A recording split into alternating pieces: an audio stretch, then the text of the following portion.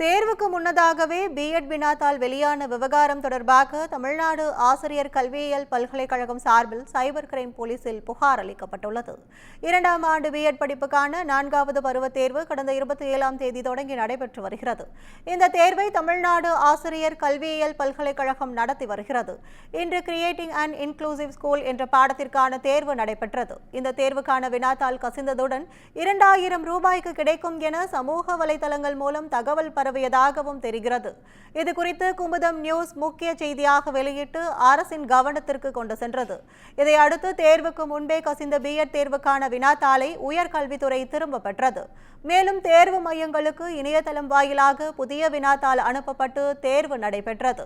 இதனிடையே வினாத்தாள் கசிந்த விவகாரத்தில் ஆசிரியர் கல்வியியல் பல்கலைக்கழக பதிவாளர் ராமகிருஷ்ணனை நீக்கம் செய்து புதிய பதிவாளராக ராஜசேகரை நியமித்து உயர்கல்வித்துறை உத்தரவிட்டுள்ளது. இந்த விவகாரம் தொடர்பாக தமிழ்நாடு ஆசிரியர் கல்வியியல் பல்கலைக்கழகம் சார்பில் சைபர் கிரைம் போலீசில் புகார் அளிக்கப்பட்டுள்ளது.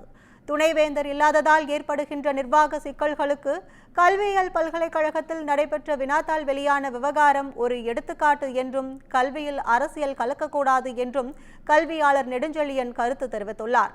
இதுபோன்ற முறைகேடுகள் நடைபெறாத வகையில் நடவடிக்கைகளை அரசு துரிதப்படுத்த வேண்டும் என அவர் கோரிக்கை விடுத்துள்ளார்.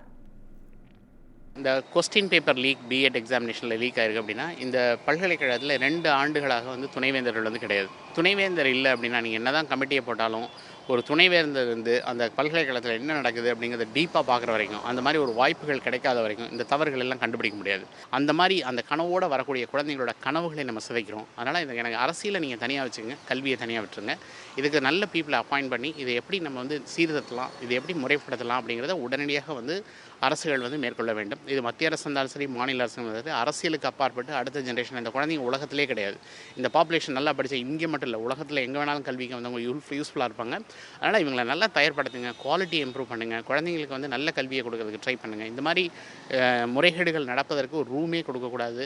அது மாதிரி விஷயங்களை நம்ம முன்னிலைப்படுத்தி இது எல்லாத்தையும் அரசியலை பின்னிலைப்படுத்துறது என்னோட தாழ்மையான வேண்டுகோள்.